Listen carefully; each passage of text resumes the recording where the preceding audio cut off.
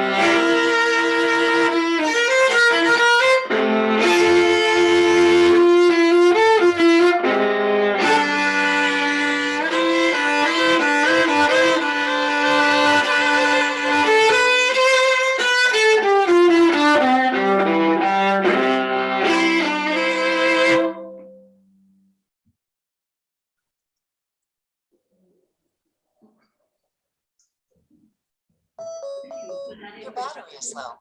Please charge your device. And I look forward to more. But now I have another introduction, and that is of our speaker who is going to be following our introduction. Her name is Lika Lewis Cromwell. She is an organizational consultant and a UU minister in formation, which I think means that she has a few more exams and a few more lectures and a few more rings to jump through before she can call herself, and we could call her a minister. Lika completed a 2-year internship at the UU Church of Annapolis in 2020 and is currently serving as the president of the UU Humanist Association. A native of the DC area, Lika has spent the past 20 years working with churches, nonprofits, and organizations to help them grow into their best selves. I like that, growing into their best selves. Lika now lives with her family in Melford, Delaware, sharing that grand state with our grand president, President Biden. Thank you. I'm going to read the mission statement primarily because I like hearing it read. The mission of UUCR is to inspire, inform, and support all who seek spiritual and personal growth and a more equal and just community. Thank you for those wordsmiths who compiled that, and I continue to like hearing it read. Here we are again, being shaped by the whims of a worldwide threatening virus. We continue to retain COVID precautions, and therefore we wear masks, do not sing, exchange mics, provide the UU sacraments of coffee, or pass the collection plate. We are, however, still a community of loving souls and can share our joys and concerns from Zoom position. So if you would like to raise your hand, and you will be acknowledged, and you will be able to recite your joy, and Jim Lavin is running out to the other room to acknowledge you, and your hand is being raised. So if you would raise your hand, I will light a candle for you for your joy or concern.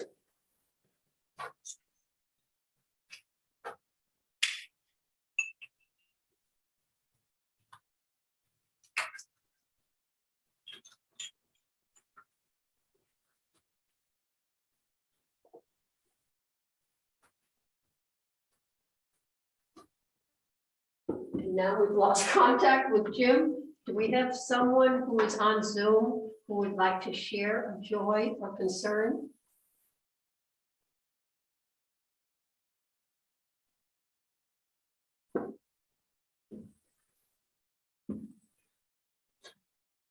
Okay, can you hear me? This is John Ramsey. Yes, John. Good. Jim, you're doing a great job there. I just wanted to say that I'm getting ready to go down to El Salvador to be with my daughter Rosie and son-in-law Freddie and grandson Camilo. And it's somewhat nerve-wracking making a trip to Central America at this time, but we've committed and we're going to be doing it. So wish me luck, and I hope to be back someday. Thank you. Healthy. Thank you, John, for that. And we wish you peace, and may you also find peace in El Salvador. Yes, we hope so.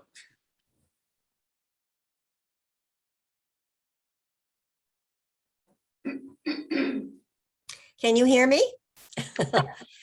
I have no great joy or concern other than the fact that we're here. I see your smiling faces, that despite weather, despite all the circumstances in our lives, this is a true touchstone for us on a Sunday morning. And thank you to all the people behind the scenes that have made today possible.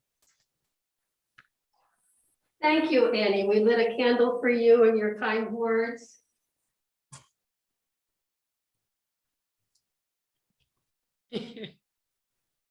Elaine, I think you have to just speak up.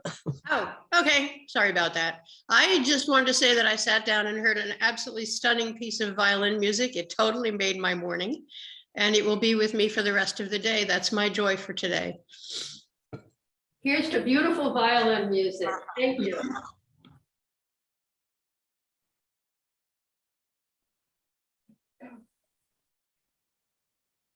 I have a concern, a joy concern, and it comes with a promise. And I'm extracting from you the promise. And that is, if you approach a staircase without placing your hand on the railing first, that is a no-no.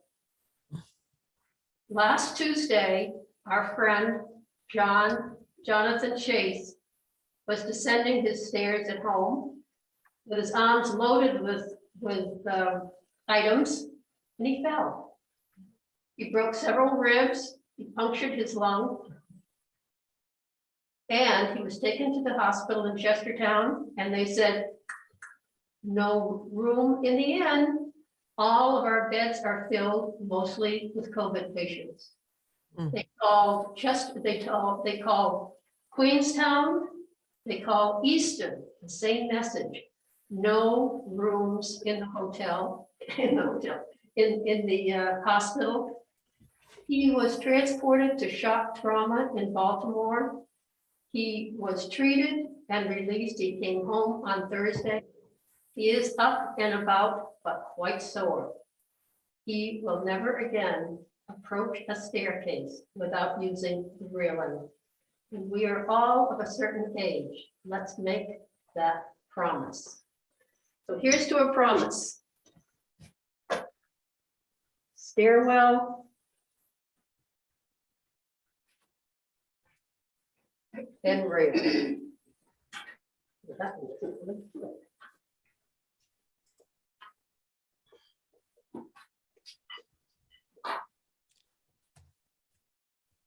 It's just. And for those joys and concerns not expressed, a moment of silent meditation.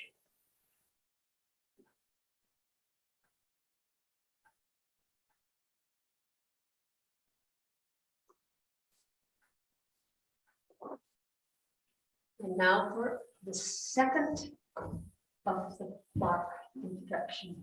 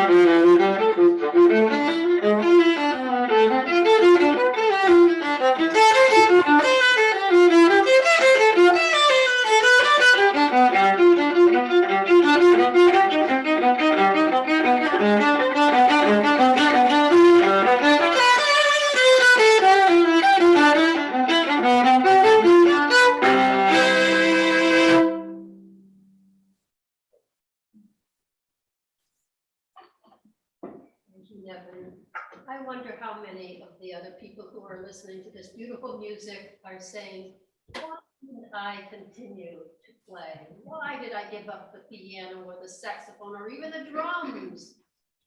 Thank you, Nevin, for continuing. And now, while I light the chalice, Lika will continue with the rest of our program and give a chalice lighting exercise.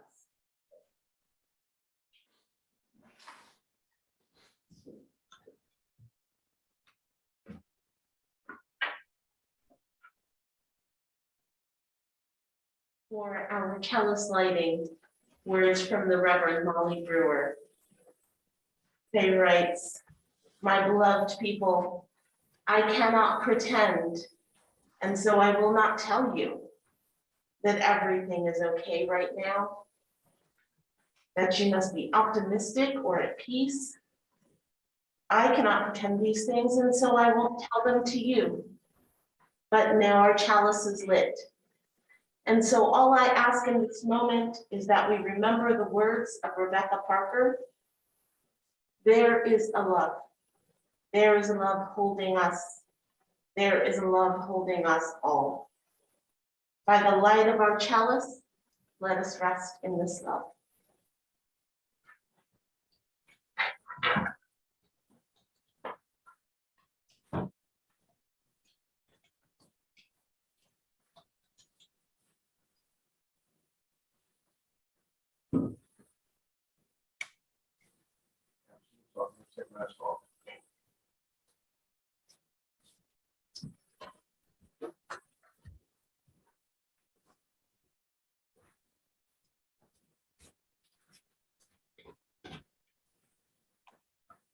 We are being informed that we of female voices are not quite good enough to be heard.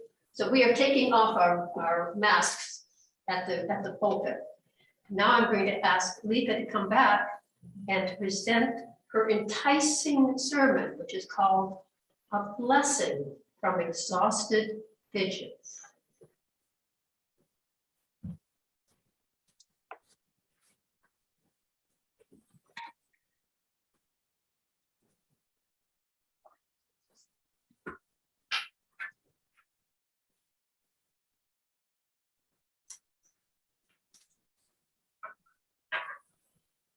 When the rhythm of the heart becomes hectic, time takes on the strain until it breaks.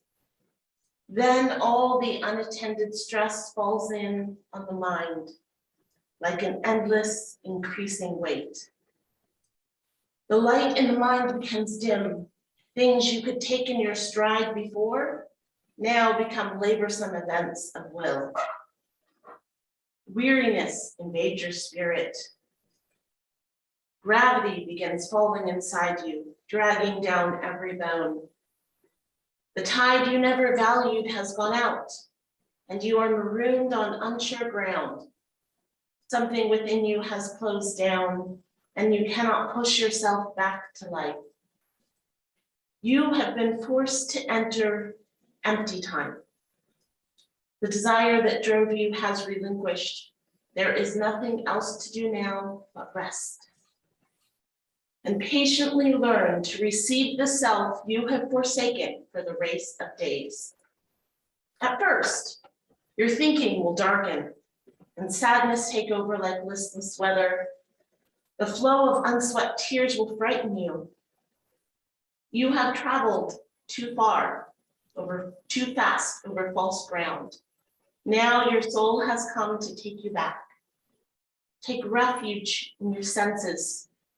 Open up to all the small miracles you once rushed through. Become inclined to watch the way of the rain when it falls slow and free. Imitate the habit of twilight, taking time to open the well of color that fostered the brightness of day. Draw alongside the silence of stone until its calmness can claim you. Be excessively gentle with yourself. Stay clear of those vexed in spirit. Learn to linger around someone of ease. who feels they have all the time in the world. Gradually, you will return to yourself, having learned a new respect for your heart and the joy that dwells far within slow time. And that's from John O'Donohue, Blessings. You know, as we find ourselves back here again in spaces of being apart, I am reminded of things that I've seen, things that I've heard about World War I and the ways in which at the beginning of the war, everyone was ready for the war effort and they were making things and doing things. And everyone was excited to support the soldiers abroad. And then, as the years passed and the war carried on, people stopped saying, oh, they'll be home by Christmas. And it became instead a slog. And this, I feel like, is where we find ourselves. I've talked to so many people right now who are feeling in this space of, it feels like we're back in 2020. We've done all of this, we've come so far, and now it feels like we're right back where we started. And so as I've been having these conversations, as I've been talking to people about the space in which their souls are in this time, I was reminded of a meme that I saw a while back, but it lands a little differently now. And it said, I'm not a night owl or a morning bird. I'm some form of permanently exhausted pigeon. And I feel like right now, we all feel a little bit like permanently exhausted pigeons. And so, looking at these words from John O'Donohue, his blessing for the exhausted, or as I have termed it, for the permanently exhausted pigeons among us, I wanted to revisit some of the ways that the mystics of our ancient days and centuries and millennia past have navigated their own moments of exclusion, their own moments of isolation, their own moments of journeying through the soul's night. I would like to introduce you, some of you, maybe already familiar with this, some of you may not, to a concept that Saint Teresa of Avila proposed, identified, shared with us words of wisdom, looking at the soul's journey and the stages of the soul's journey as a journey through a palace or a mansion of the soul. Now, I've translated the stages of the journey into more inclusive and expansive language for the sermon. But if you're someone for whom God language resonates very strongly, I think you'll find both stirring beauty and deep power in Teresa's original words, and I encourage you to check them out. Now, the journey that Teresa describes, it's not meant to be taken in a single day or in a single month or over the course of 2 years of pandemic. This is a journey of lifetime, a journey that, like a journey through a spiraling labyrinth, we travel again and again and again as we come to know ourselves, our souls, and the union with loved community.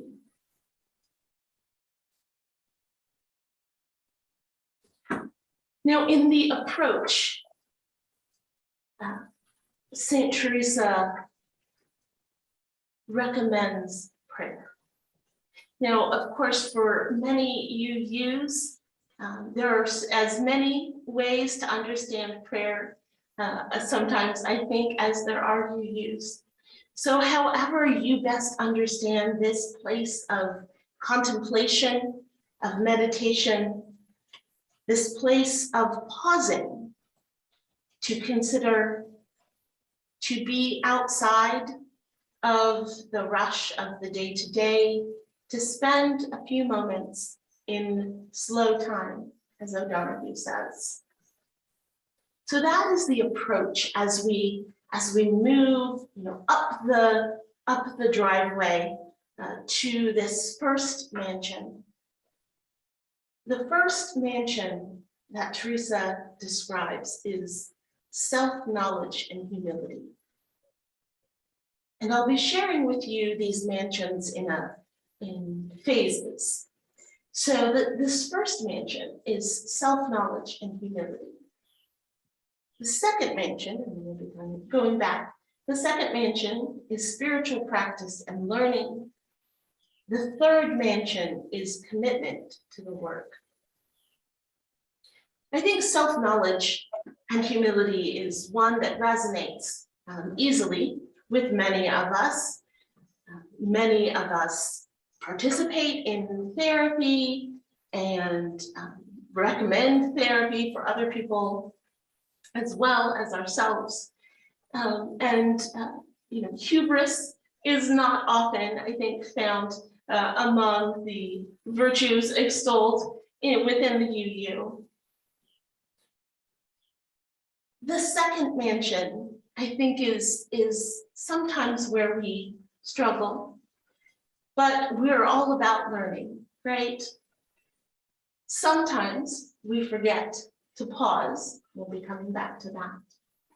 But certainly this third mansion, commitment to the work, that is a commitment that many of us have made together and individually, and it is one that is deeply meaningful and deeply impactful within our individual communities and congregations and across the UU and the world as a whole.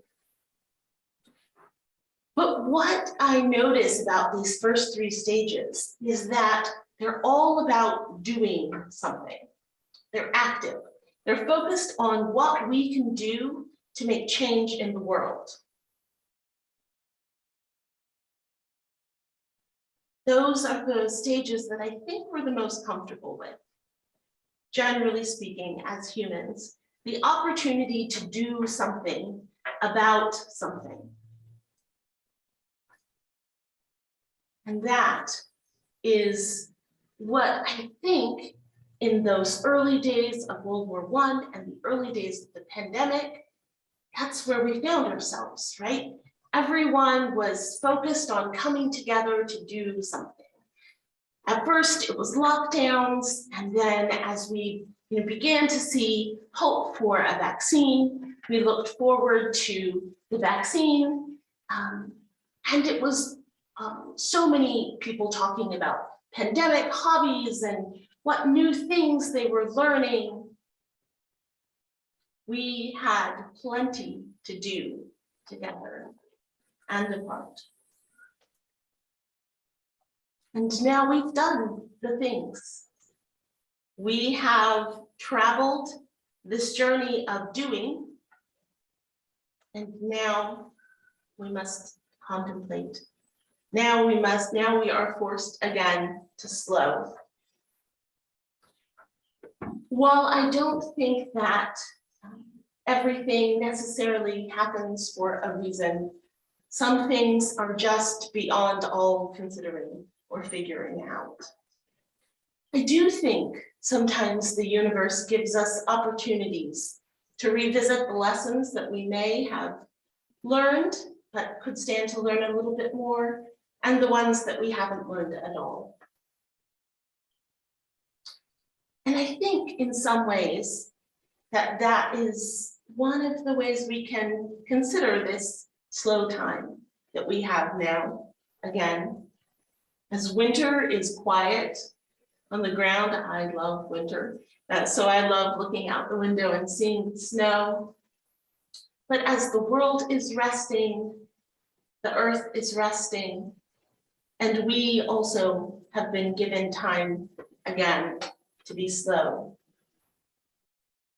Sometimes it can feel like a place where we can become lost, where we sit in the unknowing, perhaps a sense of hopelessness, the dark night of the soul, the tunnel that may not always feel like there's a light at the other end. And yet, in embracing that moment, as O'Donoghue said in the poem I read at the beginning of this, in taking those moments to allow the tears to come, the flow of unswept tears, to watch the way of the rain falling slow and free. That is a space in which we can find healing. So the fourth mansion that Teresa identifies from a vision she experienced is the prayer of quiet. And it is in the silent places, not the approach, not the moving prayer, but the prayer in the quiet. Some of you may be familiar with meditation in yogic practice. There's an idea in Sanskrit known as the unstruck sound, anahata, the first sound, the creative force in the universe that continues to live on in each of us. The goal of meditation in yogic practice is to find that space beneath, to find the space within, where the sound of the universe can be recognized.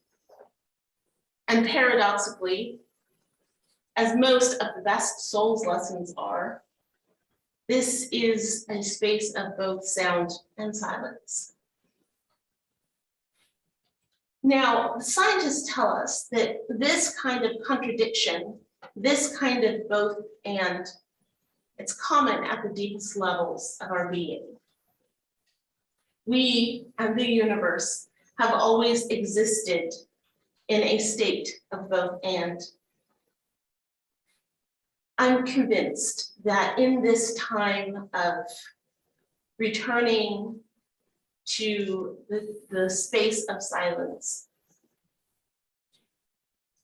that we have an opportunity to, in this space of inner awareness, come to a realization again, a reminder again, a journey around the labyrinth again, to our deep and sacred interconnection.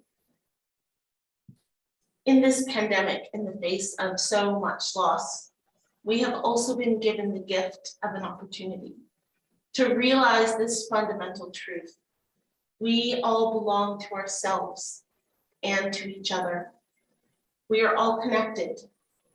The deep place of sound and silence, the place that we can go to in our own periods of spiritual practice, in our own quiet moments of meditation, when we learn to imitate twilight as well. In the place where we recognize the vibrations of our universe's birth. Our ancestors believed that from that place, the heart chakra that is the home of the soul or self, they believed, and I believe as well, that in that space we can find a doorway to the infinite, that we can find the place of all possibility, that we can find a place to begin and begin again, as the song says. our collective story of dismantling oppression. It is that place from which we fill the universe with our intentions for a just world. And we are going to need that because everyone, keeps saying, when this is all over, well, when this is all over, we won't be going back. We'll be going into new normal. We'll be going into a new opportunity to create the world that we dream of. The echo of our universe's birth in that sound, in that place of sound and silence, in the prayer of quiet that Teresa talked about in that fourth mansion. That is something that must be recognized with our soul. And in recognizing it, we can access the creative power of the entire universe. And I believe that that is what it will take for us to truly build beloved community. Because what's interesting to me, that Teresa of Avila's vision and prayer came so many years before Black Lives Matter, before Me Too, before movements to recognize the damage that we have done to our earth. And yet, in the fifth mansion, Teresa of Avila, rather, talks about the prayer of union, the collective focus on what is important. As we saw in the poem that John O'Donohue wrote, after we have gone through the grieving, after we have gone through the anger, after we have gone through the uncomfortable scratching of busy people who are forced to pause,